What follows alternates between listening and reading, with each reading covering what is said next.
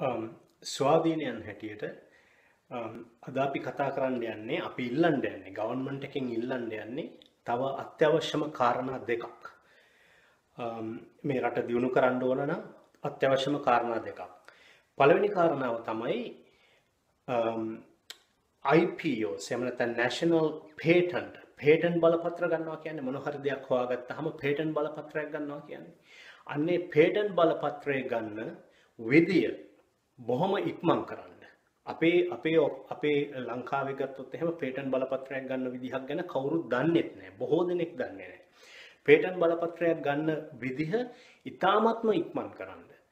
දෙවෙනි එක තමයි පුළුවන් තරම් රටවල් එක්ක trade agreements වලට සහ mobility agreements වලට trade agreements සහ mobility agreements ඒ කියන්නේ සංක්‍රමණය වෙන්න පුළුවන් agreements වලට යන්න. මේක දැන් අද අපි දන්නවා මේක මේ කියන්නේ ETCA එහෙම නැත්නම් ETCA එහෙම නැත්නම් SEPA ගිවිසුම් වලටත් මේක බලපාන හින්දා මේක විශාල controversial දෙයක් වෙයි. නමුත් අපි පැහැදිලි කරන්නම් ඇයි එහෙම යන්න ඕන කියලා ඉවර වෙලා. පළවෙනි කාරණේ patent බලපත්‍රයක් ගන්න ඕන එකයි. දෙවෙනි කාරණය පුළුවන් තරම් trade ඒ කියන්නේ වෙළඳ ගිවිසුම් සහ mobility ඒ කියන්නේ සංක්‍රමණය වෙන්න පුළුවන් ගිවිසුම් වලට යන්න කියන එක තමයි අපි කියන්න තියෙන්නේ. මම පැහැදිලි කරන්නම් හේතුව මොකක්ද කියලා. අපි හුඟක් වෙලාවට ඉන්ජිනියර්ස්ලා හැටියට එහෙම නැත්නම් ડોක්ටර්ස්ලා හැටියට ගත්තට අපි හුඟක් වෙලාවට නොකරන දෙයක් තමයි එතනින් එහාට ගිය රැෂනල් මයින්ඩ් එකකින් අපි වර්ල්ඩ් එක දිහා බලන්නේ නැහැ. අපි බලන්න ඕන අපේ රට ඉන්න තැන මොකක්ද කියලා. අපේ රට අද ඉන්න තැන තමයි අපි ඒකට කියන්නේ මිඩල් ඉන්කම් ට්‍රැප් එකක් කියලා. ඒ කියන්නේ කල්පනා කරලා බැලුවොත් අපේ රට අද මිඩල් ඉන්කම් ට්‍රැප් එකක් කියන්නේ අපේ රට අනිත් රටවල් අපි හා සමකාලීනව රටවල් ඒ කියන්නේ අපිත් එක්ක කම්පීට් කරන රටවල් එක ගත්තාම අපි කම්පිටිටිව් නැහැ. අපේ ලේබර් කම්පිටිටිව්ත් නැහැ. ෆොරින කෙනෙක් එහෙම නැත්නම් ෆොරින් ඉන්වෙස්ට්මන්ට් එකක් රටකට එන්න ඉස්සරලා බලන දෙයක් තියෙනවා අපි කොච්චරක් කම්පිටිටිව්ද කියලා. දැන් උදාහරණයක් හැටියට ගත්තොත් බංග්ලාදේශ ගත්තොත් එහෙම ඩොලර් 85ක විතර වගේ monthly average wage rate එකක් තියෙන්නේ. ඊළඟට ඉන්දුනීසියා ගත්තොත් ඩොලර් 165ක් විතර වගේ. ඊළඟට වියට්නාම් ගත්තොත් අපිට වඩා අඩුයි. වියට්නාම් ගත්තොත් ඩොලර් 240ක විතර වගේ එකක් තියෙන්නේ. අපි ඉන්නේ ඩොලර් 380ක විතර average wage rate එකකින්. ඒ කියන්නේ කා එක්කද? ඒ කියන්නේ චයිනා එක්ක. අපි ඉන්නේ චයිනා වලටත් වඩා වැඩි average wage increase එකක ඉන්න අය. ඒකින්ද කවුරුවත් හිතන්න එපා අපේ රටට මේ අර 1970 ගණන් වල මේ විදේශ ආයෝජනාව විදිහට එකපාර ගේන එක ලේසි කියලාද? එහෙම ගේන්න බෑ. එහෙම ගේන්න හුඟක් අමාරු දෙයක්. එතකොට මේ தත්ත්වය ආපුවම අපි කියනවා ඒ ස්ටඩි කරපු කෙනෙක් දන්නවා මේ தත්ත්වය ආපුවම කියන්නේ මිඩල් ඉන්කම් ට්‍රැප් එකක් කියලා. මෙතනින් එහාට රට ගෙනියන්නේ කොහොමද? මිඩල් ඉන්කම් ට්‍රැප් එකකින් උඩට ගෙනියන්නේ කොහොමද කියන එක. ඒක හරියට නිකන් කන්සෙප්ට් එක මේ වගේ. තමුන්ට මින් එහාට ආදායමක් ගන්න බෑ.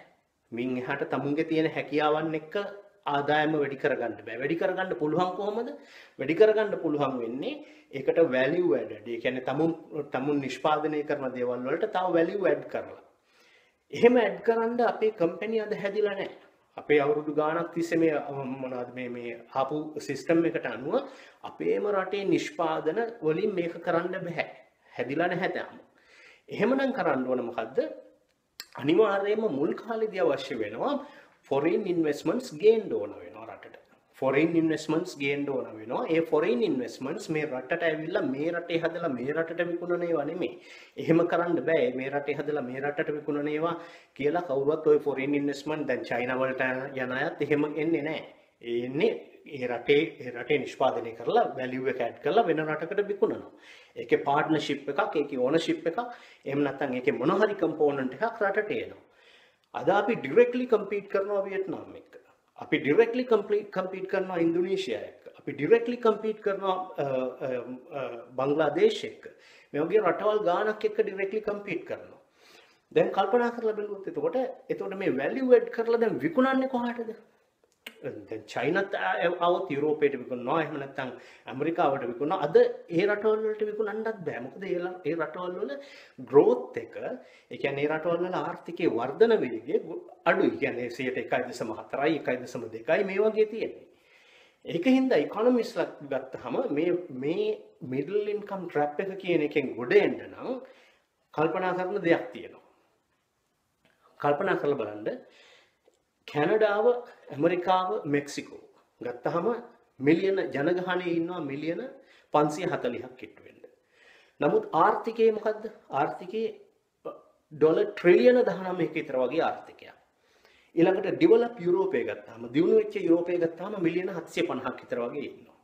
ඩොලර් ට්‍රිලියන 14ක් 17ක් විතර වගේ අතර වෙන ආර්ථිකයක් තියෙනවා. දැන් මේ මිලියන 540යි මිලියන 750යි. නමුත් ඉන්දියාව මේ අපේ කලාපයේ රටවල් ටික ගත්තාම චයිනා ඇරෙන්න අනිත් කලාපයේ රටවල් ටික ගත්තාම මිලියන නෙමෙයි බිලියන 2කට කිට්ටු වෙන ජනගහනය ඉන්නවා. නමුත් ආර්ථිකේ ට්‍රිලියන 1කට වඩා අඩුයි. එහෙනම් මේ ඉකොනොමිස්ලා ඉන්දියාවටත් ප්‍රෙෂර් කරනවා මේ ඉකොනොමි එක මේ රීජනල් ඉකොනොමි එක වැඩි වෙන්න ඕන. එහෙම නැතුව රටවල් දියුණුුනේ නැහැ. රටවල් දියුණුුනේ රීජනල් ඉකොනොමි එක වැඩි වෙලා තමයි රටවල් දියුණුුනේ. අපි කල්පනා කරන්නේ හරිම පටු විදියට. ඉන්දියාව අද වෙනකොට 5.6ක 6ක විතර වගේ growth එකක් තියාගෙන යනවා. ඒ growth එක අර චයිනාවල වගේ එකපාර boom එකක් නෙමෙයි. කවුරුණත් පිළිගන්නවා ඉන්දියන් growth එක very sustainable. ඒ කියන්නේ ඉන්දියානු ආර්ථිකය වර්ධනය වෙන්නේ හරිම sustainable විදියකට කියලා. ඒකින්ද මේ අපි කියන අපි value added equipment විකුණනවා නම් කවදා හරි දවසක අපිට විකුණන්න වෙන්නේ දැන් ඉක්මනටම යුරෝපේ හැර මෙහෙ වුණාට කවදා හරි දවසක අපි ඒවා වැඩි කරගන්න වෙන්නේ ඉන්දියාවත් එක්කම තමයි. ඉන්දියාව අනිත් රටවල් මේ එක්කම තමයි කලාපයේ රටවල් එක්කම තමයි වැඩි කරගන්න වෙන්නේ. ඉතින් ඒක කරගන්න ඕන නැද්ද? ඒක කරගැනීම මේ මොනවාද අපේ රටට වාසියක් වෙන්නේ නැද්ද? අපි හිතනවා මේ ට්‍රේඩ් ගිවිසුම් ගහපු හැටි එකපාර ගහපු හැටි ආර්ථිකයේ මේ මොනවාද මොන හරි වර්ධනය වෙන ඒවා වර්ධනය කරගන්න පුළුවන්. එහෙම නැහැ. ඒවා වර්ධනය වෙන්නේ ඒවල ඉෆෙක්ට් එක එන්නේ අවුරුදු ගණනාවක් යනවා. උදාහරණයක් ඇටියට 1978 තමයි 1979 තමයි චීනය ආර්ථිකයේ මේ විදිහට වර්ධනය කරන්න ඕනයි කියලා ඉවර වෙලා මූලික සැකස්මවල් හදාගත්තේ. එහෙම සැකස්මවල් හදාගෙන චීනය අවුරුදු 30 ගාණක් ගියාට පස්සේ තමයි අද මේ වගේ තත්යකට ඇවිල්ලා තියෙන්නේ. ඉතින් ඉන්දියාව වගේ රටක් අද මේ 5.6ක 7ක ඉකොනොමි එකක් තියන යනවා නම් අපේ ෆුට්ප්‍රින්ට් එකත් ඉන්දියාවේ තියාගන්න ඕන. ඒක මේ අපි මේ වෘත්තිකය හැටියට කල්පනා කරන්න එපා. වෘත්තිකය හැටියට විතරක් කල්පනා කරලා හිතන්න එපා. මේ අපේ වෘත්තිකය මොකද්ද 25000 30000ක් ඉඳි වෘත්තිකය කියලා ගන්න මිනිස්සු. ඒක කල්පනා කරන්න එපා. අපි කල්පනා කරන්න ඕන අපේ ව්‍යවසායකයෝ බිස්නස්මන්ලා අපේ බිස්නස්මන්ලට ඉන්දියාවට යන්න පුළුවන් වෙන්න ඕන. ඒ වගේම අපේ බිස්නස්මන්ලට එහෙම නැත්නම් ඉන්දියානු බිස්නස් එක්ක ගනුදෙනු කරන්න පුළුවන් වෙන්න ඕන. ඉන්දියානු බිස්නස් එක්ක ගනුදෙනු කරලා සිංගප්පූරුව කරේ ඒ වගේ අනිත් රටවල් වල බිස්නසස් එක්ක ගනුදෙනු කරන්න පුළුවන් වෙන්න ඕන. මේ මිඩල් ඉන්කම් ට්‍රැප් එකෙන් ගොඩ යන්න අපිට තියෙන කලාපයේ විශේෂ රට. මේකට මේ කල්පනා කරන්න එපා. මේ ගහපුවම මේ ගිවිසුමක් ගහපුවම මේ එකපාර වෘත්තිකයෙන්ට මෙහෙට එන්න පුළුවන් එහාට යන්න පුළුවන්. නිකන් අපි පොඩ්ඩක්වත් හිතන්නේ නැති දෙයක් තියෙනවනේ. දැන් නැෆ්තා ගිවිසුම ගන්න. නැෆ්තා ගිවිසුම ගහපු හැටි අපි හිතනවාද මේ කැනඩාවේ කෙනෙක්ට එහෙම නැත්නම් මෙක්සිකෝ කෙනෙක්ට ගිහිල්ලා ඇමරිකාවේ වැඩ කරන්න පුළුවන් කියලා. ඒකේ හොඳම උදාහරණය මට මගේ කම්පැනිය 2011 දී විතර ඇමරිකාවට යන්න වුණා වැඩ කරන්න මේ අපේ කරන ප්‍රොජෙක්ට්ස් වලට. ඒ අද්දි වුණේ මොකද්ද? මම එක සැරයක් බෝඩර් කන්ට්‍රෝල් එකට ගියා. ඒ කියන්නේ කස්ටම් ත්‍රූ ගියා. කස්ටම් එකෙන් මගෙන් ඇහුවා යන හේතුව මොකද්ද කියලා. ඒ කස්ටම් එකෙන් යන හේතුව අහපු ගාම මට කියන්න උනා රයිට් මම මෙන්න මේ වැඩටයි යන්නේ. ඊට පස්සේ කෙලිම කරපු වැඩේ මොකද්ද? මට මේක කොලයක් දුන්නා. ඉතින් මාව බැලුවා රිජෙක්ටඩ්. මොකද්ද? මගේ නැෆ්තා ඇග්‍රීමන්ට් එක යටතේ නැෆ්තා ඇග්‍රීමන්ට් එකේ තියෙනවා මේ මොබිලිටි ඔය සීපා ඇග්‍රීමන්ට් එකේ ETC එකේ වගේම මේ මොබිලිටි මේවා එක තියෙනවා. නමුත් මට කොලයක් දුන්නා. කොලයක් දීලා කිව්වා බෑ මට ඔතරයිසේෂන් ෆෝම් එකක් ඕන. මේ මොනවද මගේ කම්පැනි එක ඉස්සල්ලා දැනුම් දීලා තියෙන්න ඕන. අන්න ඊට පස්සේ මට මොකක්ද උනේ? ඊට පස්සේ මට විශාල ડોකියුමන්ට් වගේක් අරගෙන මට යන්න සිද්ධ වුණා ලොකු ඉන්ටර්විව් ප්‍රොසෙස් එකකට. පැය දෙකක දෙකමාරක විතර ඉන්ටර්විව් එකක් ගිහිල්ලා වෙලා ඇත්තටම ඉන්ටර්විව් එක පැයක් විතර වගේ ඉන්ටර්විව් එකක්. නමුත් මේ මුළු ප්‍රොසෙස් එකම පැය දෙකක් විතර ඒගොල්ලෝ මගේ සියලුම ක්වොලිෆිකේෂන්ස් බැලුවා. ඊළඟට හරියටම නැෆ්තා ඇග්‍රීමන්ට් එක යටතේ යන්න පුළුවන්ද? ඒ කියන්නේ මම කරන වැඩේ එක්කෝ මගේ කම්පැනිය ඇමරිකාවේ තව බ්‍රාන්චස් තියෙනවා අපේ තියෙනවා ඒ බ්‍රාන්චස් වල බ්‍රාන්චස් පිහිටවලා තියෙන්න ඕන ඊට අමතරව ඒ වෙලාවේදී ඒ කම්පැනියෙන් දීලා තියෙන්න ඕන මම කරන වැඩේ කරන්න ඒගොල්ලන්ට ඉමීඩියට්ලි කෙනෙක්ව හොයාගන්න බෑ ඒ රටෙන් ඒ වෙලාවේ හොයාගන්න බෑ ඒකින්ද මට යන්න පුළුවන් වෙන්න ලෙටර් එකක් දෙන්න ඕන ඊළඟට කම්පැනිය දෙන්න ඕන ඊට අමතරව ලෝයර්ස්ලා දෙන්න ඕන මගේ සැලරි එක කියන්න ඕන විශාල තුගයක් ඒක විශාල ඉන්ටර්විව් එකක් ඒකින්ද දැන් අපි කියන්නේ මේ ඉන්දියාවෙන් එහෙම නැත්තම් ලංකාවෙන් එහාට යද්දි මේ මොනවද නිකම් මිනිස්සු ඇවිදගෙන එනවා කියලා වගේනේ දැන් ඔය මීටින් වල කෑ ගහලා කියන්නේ මේක හරිම වැරදි වෘත්තිකව හැටියට මොන හරි දෙයක් ඉගෙන ගත්ත මිනිස්සු හැටියට රටට ඇත්ත කියන්න මේ දේවල් සිද්ධ වෙන්නේ මෙහෙම නෙමෙයි කියලා ඉවරලා රටට ඇත්ත කියන්න එතකොට තමයි මිනිස්සු විශ්වාසයක් ඇති කරගන්නේ අද වෙලා තියෙන ප්‍රධාන ප්‍රශ්නයක් තමයි වෘත්තිකව හැටියට එහෙම නැත්නම් ඉංජිනේර්ස්ලා හැටියට අපේ ක්‍රෙඩිබිලිටි එක අපේ තියෙන පිළිගැනීම අපිව පිළිගැනීම ලංකාවේ අද නැත්තට නැති වෙලා තියෙනවා. ඒ නැත්තට නැති වෙලා තියෙන්නේ මේ වගේ දේවල් හින්දා. මොකද අපි ලංකාවේ කවුරුවත් ලංකාවට උවමනා දේවල් කරලා නැහැ. ඊළඟට ගොඩක් වෙලාවට බලපුවම මේ රැෂනලි අපි හිතන්නේත් නැහැ. ඒක ප්‍රධාන සාධකයක් වෙලා තියෙනවා. ඊළඟට කල්පනා කරලා බලන්න අපි මේ ප්‍රොටෙස්ට් වලට ලංකාවේ දැන් ඔය කරන ප්‍රොටෙස්ට් වලට යුනිවර්සිටි ස්ටුඩන්ට්ස් ලවත් ගෙන්නනවා. වෘත්තිකව හැටියට මේක හරි දෙයක්ද? අපි දන්නවා යුනිවර්සිටි ඉන්න කාලේ එක පොලිටිකල් අයිඩියාස් තිබුණා. මේවා වෘත්තිකව කරන දේවල් නෙමෙයි. ඒවා හරිම වැරදි. ඒකින්ද වෘත්තිකව හැටියට තමුන්ගෙම දේ ගැන විතරක් හිතන්න නෙමෙයි තියෙන්නේ. හිතන්න ඕන මේ රටේ ව්‍යවසායකයෝ මේ රටේ ව්‍යවසායකයින්ගෙන් අහන්න. තමුන්ට කොයි විදිහටද මේ ඇග්‍රීමන්ට් එක ඕන? ව්‍යවසායකයෝ කියලා මේ කෙනෙක් දෙන්නෙක් නෙමෙයි. මේ රටේ මිනිස්සුන්ට පැහැදිලි කරලා දීලා ඒක එහෙමයි අහන්න ඕන. මේක එහෙම නෙමෙයි කරන්නේ. එකම අදහස් තියෙන කට්ටියක් වෘත්තිකව හැටියට ගෙන්න ගන්නවා ස්ටේජ් එකකට ගෙන්නගෙන ඉවර වෙලා ඔක්කොම දෙනා එකම දේවල් කියනවා. එහෙම නෙමෙයි.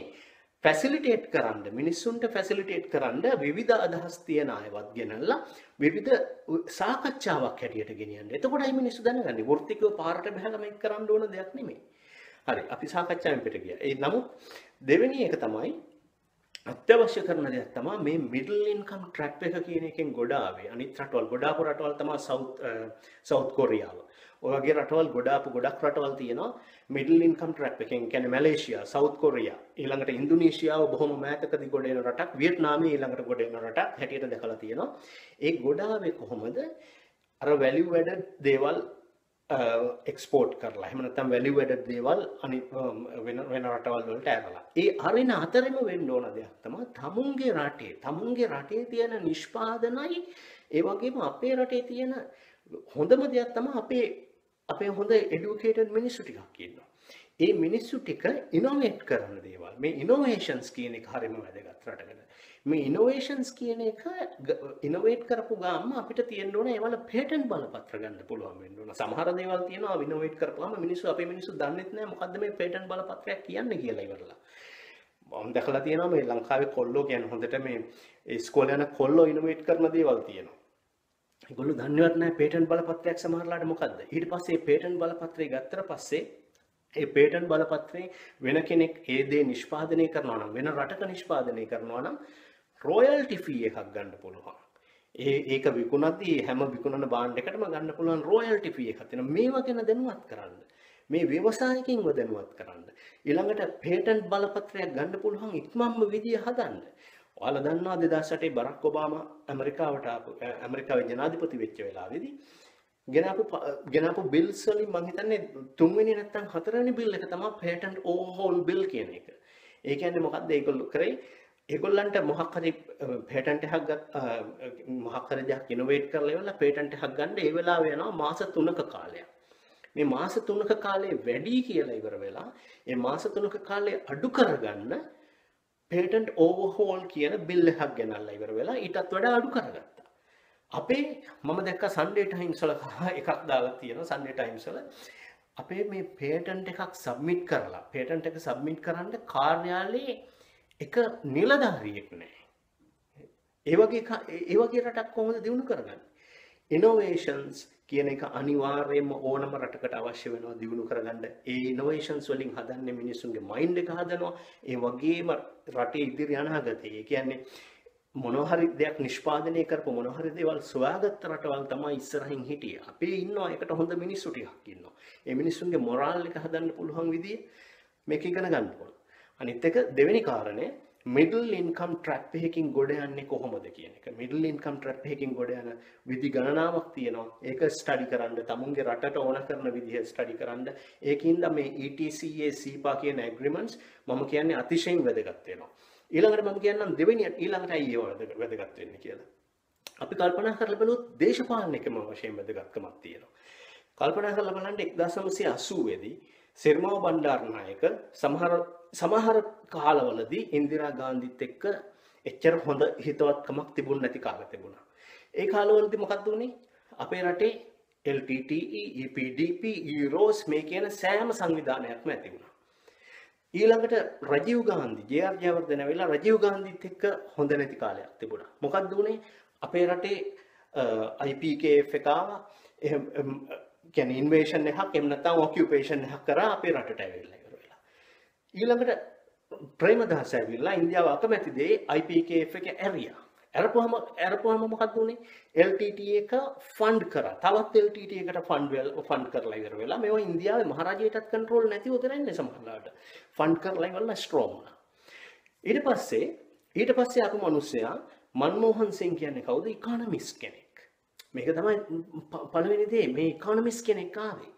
ඊට පස්සේ මේ මිනිස්සයාගේ හිතන පතන හැටි වෙනස්. මොකද මේ මිනිස්සයාට හැම රටකින්ම ප්‍රෙෂර් එකක් එනවා මේ ඉකොනොමි එක වර්ධනය කරගන්නේ කොහොමද කියලා ඉවරලා.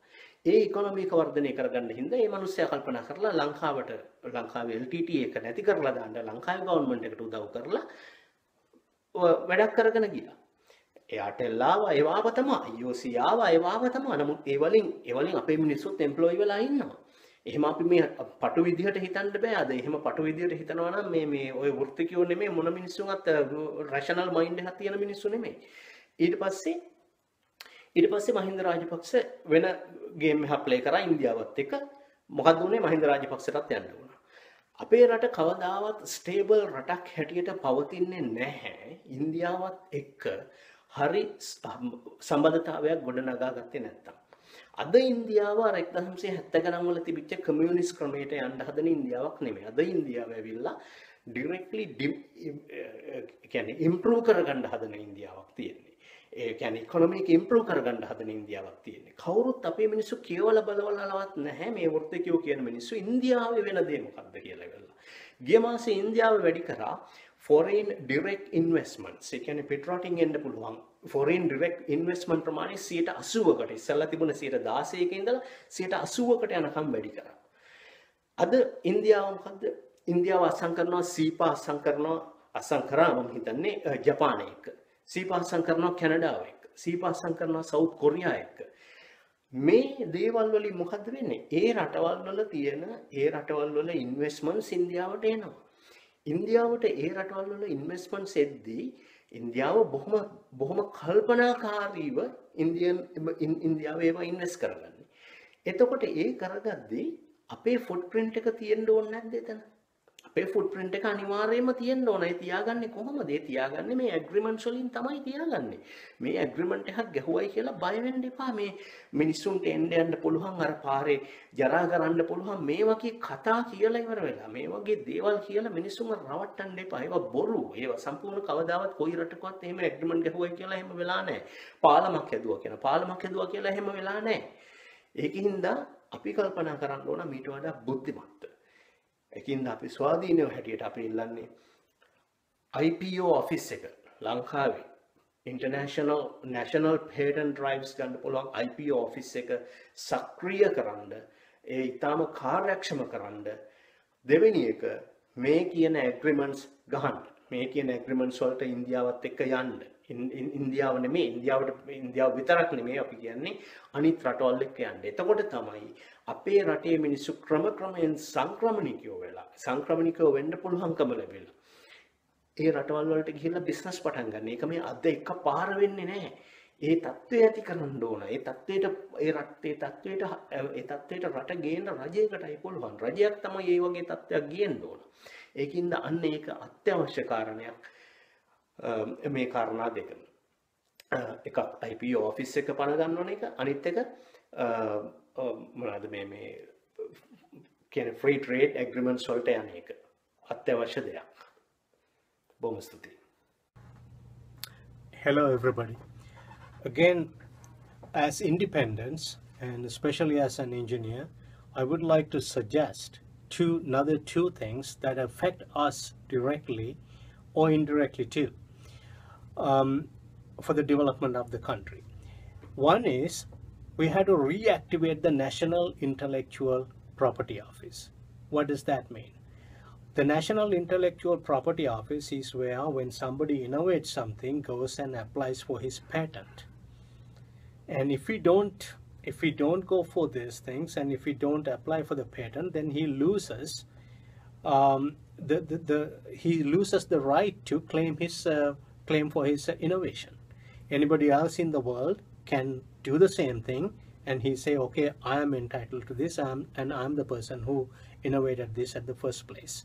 So he's entitled to all the other fees, the royalty fees and all the other fees, all the other the fees, so that he can be benefited, and the original innovator can do that. And there were so many problems in the world, there were so many conflicts in the past, and because of that we have, like, the whole world has something called the intellectual property organizations. But unfortunately in Sri Lanka, the National Intellectual Property Organization is not active.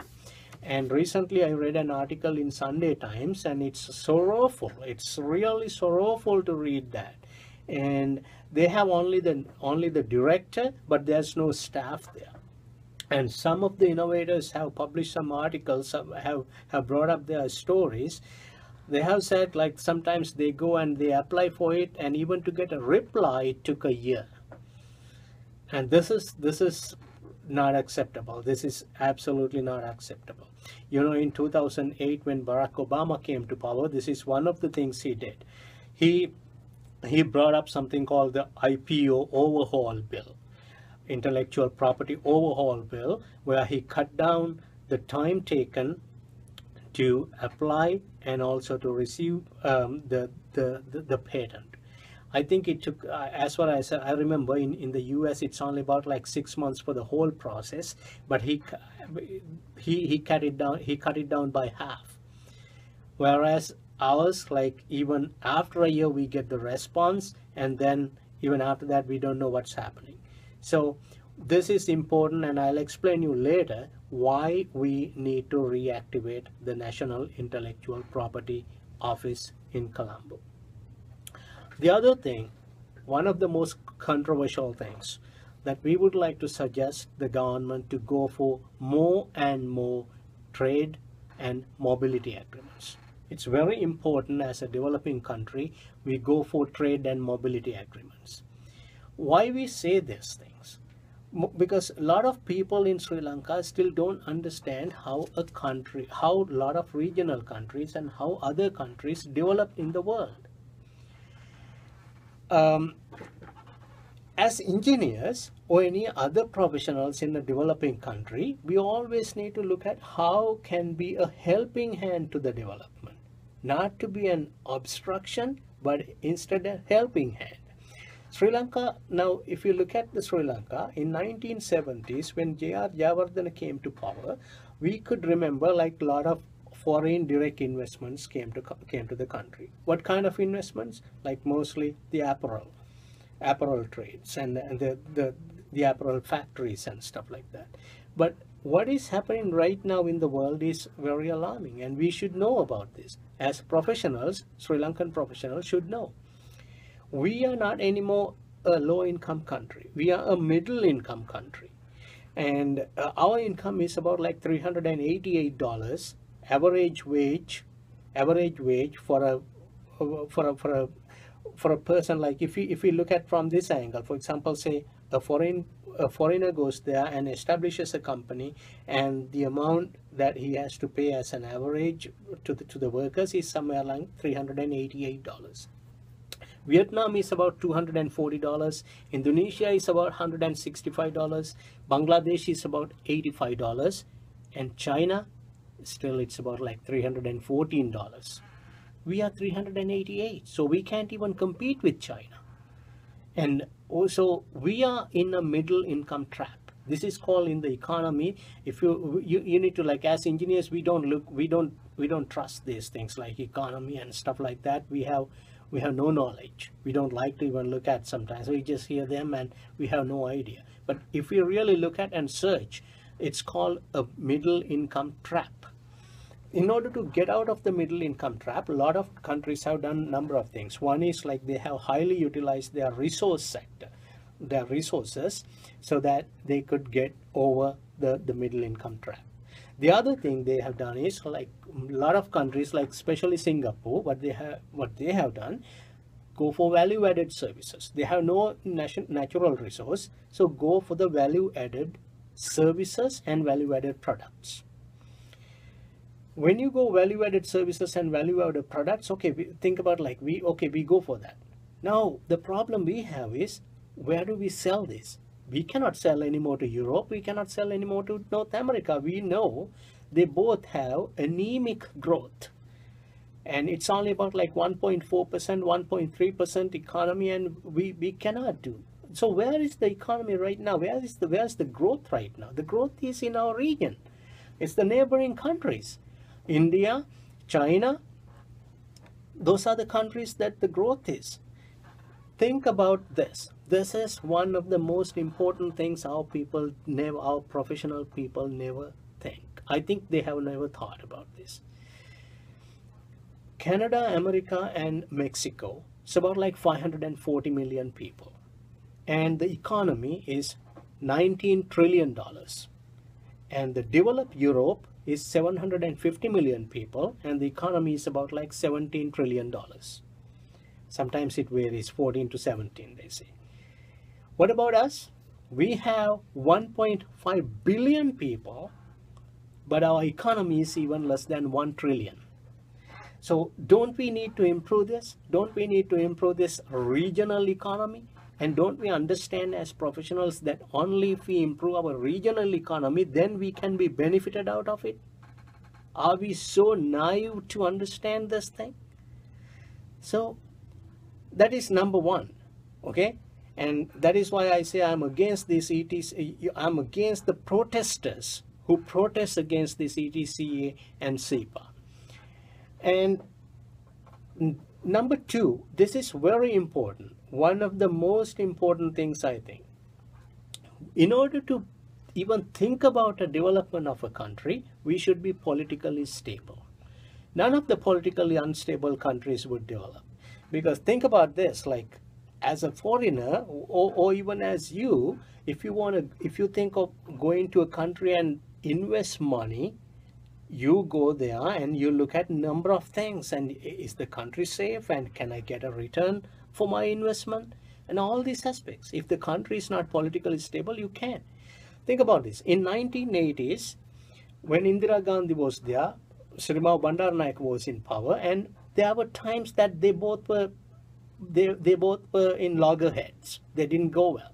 And what did we get? We got EPDP, we got Euros, we got LTTE, we got all the terrorist organizations.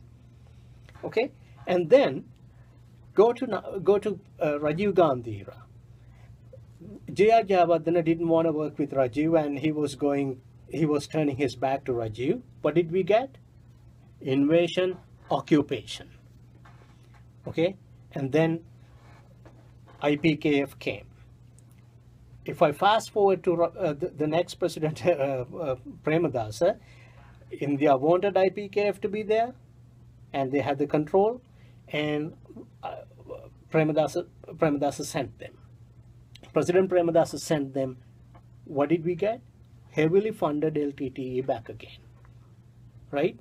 And then, now if I fast forward to Manmohan Singh, the guy is an economist. That is where I personally think personal character and personal education matters. He's an economist. He looked at the country like he had a tremendous pressure to develop the economy in the country. So he thought of helping President Rajapaksa to eradicate the LTTE menace, and then bring Indian businesses and do businesses and develop the regional economy. That was his ultimate thing. And many people, yeah, we do credit President Rajapaksa for eradicating and staying on the course to eradicate LTTE. But what if Manmohan Singh was somebody like Rajiv Gandhi? Would we ever be able to eradicate LTTE? It's a dream. You cannot. And so the guy wanted to eradicate LTTE and improve the regional business. After winning the war, President Rajapaksa played games and he got support from China, and then he turned his back to India. What happened finally? He's out. He is out of power. And I don't say directly that it was orchestrated by India, but somehow he is out. Then again a political chaos. A country like us that is not very powerful in the world, it's extremely important to maintain our political stability. If we can maintain the political stability, then we cannot even think of the growth. Unfortunately, the time that Rajapaksa had, like, there were a number of other issues like related to democracy and stuff like that, and he did not address the other things, like, you know, the human right cases. And well, like, he did a lot of good things, but he didn't do some other things that he should have done. The ultimate result, we should look at the ultimate, like, he's gone. Now, if we really need to develop the country, so we need the political stability, and also we need to think about India's development. India is a country that is developing currently at a rate of like 5.6 to 7-8% growth is there. Don't we need our footprint there? When we think about, like, if we are thinking only about professionals, like only about this number of small, like how many, like 25,000 jobs, then we will stuck in a hole. We cannot come out. We need to think like big. We need to think like other developed countries. Think about, like, all the presidents in developed countries, how they are very proud of their business people. They should be our driving force. Business people are our driving force. Entrepreneurial skills, we don't celebrate them. We don't. We just say business karya and stuff like that, and we don't celebrate entrepreneurial skills. How bad are we? And even these professionals I have seen, sometimes they call business karya. For God's sake, please stop this. It's not the way we need to treat them. It's not the way. And we all sustain if our country flourishes. The way our country flourishes due to entrepreneurial skills. It's very hard. Only 1 in 1,000 sometimes can do a business, and only 1 in million sometimes can be successful. Only 1 in million can go out of a country. So it's very important that we celebrate our businesses, and we support, as professionals, become a helping hand to the businesses. We don't think like that. Now, all these protests that are going on right now in the country, think about the way they do it. Campaign style speeches, and then they bring all the university students to this, and then they all are in like-minded, probably, or I don't know, like-minded or not, somehow, like, they just get together and make campaign style speeches to discuss one of the most important trade agreements in this country. We don't discuss these trade agreements with general public. None of the countries do. What we do, yes, people who have knowledge of get together, bring all parties together and discuss. And it should not be just only professionals. It should include business people. It should include a lot of segments of the society, but not general public. General public have nothing to do with it. And general public general public will be ultimately the beneficiaries, but they can't understand some of this stuff. That is, for example, if you go and when you try to solve an engineering problem or discuss a project, do we bring general public for that? No, we don't. So why do we bring general public and have campaign style speeches and march on the streets and protesting? Why do we do like this? It does not fit to the professionals. None of the professionals in developed countries would have done this kind of things. Stop it. and that's not the way to do it. And let's think about the other thing. What are these guys saying? Like, okay, if we sign an agreement with India, they're saying barbers, or otherwise maybe like hairdressers and all these, like, the small people in India could really easily come to the country and establish and do their business by the side of the roads. How ludicrous are we? This is absolutely absurd and ludicrous. Like, there's an agreement called NAFTA, National North American Free Trade Agreement, and the countries involved: Canada, United States, and Mexico. I'll tell you a personal story that happened to me in 2011. My company, we have our companies both sides of the border, US and Canada, and my company asked me to go to US to do some urgent work for a day. Like, I travel in the morning and do that work, and like, I should have come back. So what did I do? Okay, I went through the customs in the Canadian in Canada. Like after 2011, the Canada, all Canadian airports, all international airports have their US border service agents in the airport. So you don't have to even get to the US, and you will get screened at the in Canada itself. So these guys, they asked me, okay, where are you going and what are you going for? I explained them, I'm an engineer and I'm going for this thing. Okay, so you're going for work. Sorry, you can't go. I was denied, and I was given a paper called voluntary withdrawal of my application to enter the US, and I was sent back. What did I have to do? I had to call my lawyer. I had to call our office lawyer and get all the agreements, and because we have our US officers and Canadian officers, so I got all those agreements, and then my degree certificates and my qualifications, my experience and my salary, and tons of documents.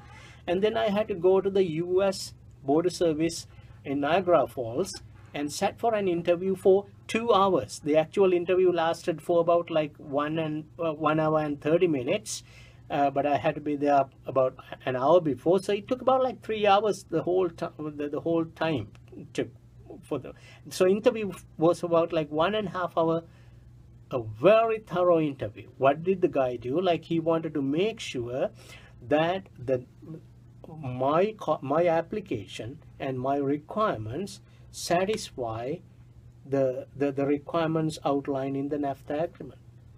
So people who have not done this kind of things, people who have not gone through this, they just say something. They say, okay, the people from India can come to Sri Lanka and do whatever they want to do. Okay, now you would say, hey, that is in United States and Canada, but it won't happen in Sri Lanka. Like, that means we don't trust our people.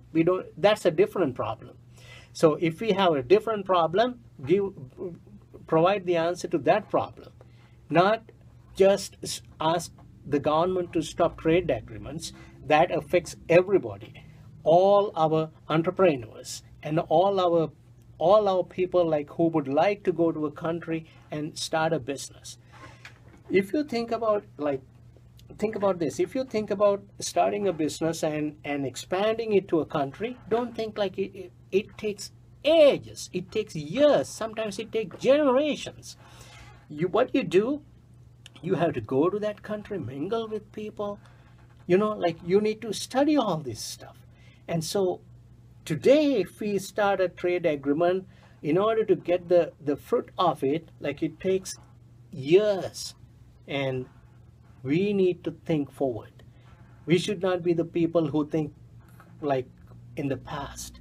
For example, like, we all know, like, when we were in the university, we were involved with some kind of politics. A lot of people were involved with some kind of politics. And after spending years, right now we know, like, how stupid we were. And to think about, like, all this Marxism and stuff like that, whatever the politics, right? How stupid we were. Like that, we cannot think anymore like that. We need to think about the world, and we need to understand what the world we are living in and what kind of competitions we have.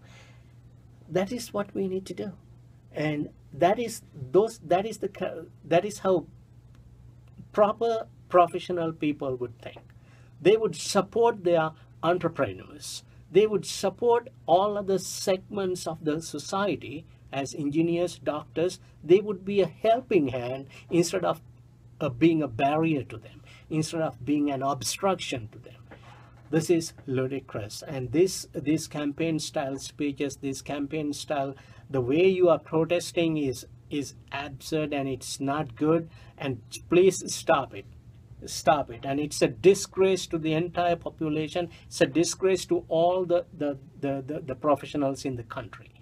The moment you get attacked, sometimes like something like there's a limit to all this, right? And the moment you get attacked by any government, like, like, what does that mean? Like, then you would turn the government and you make chaos. That's all happening because of we don't have an understanding what kind of impacts these things may have, and what kind of, like, what the country needs to do to get over our middle income trap.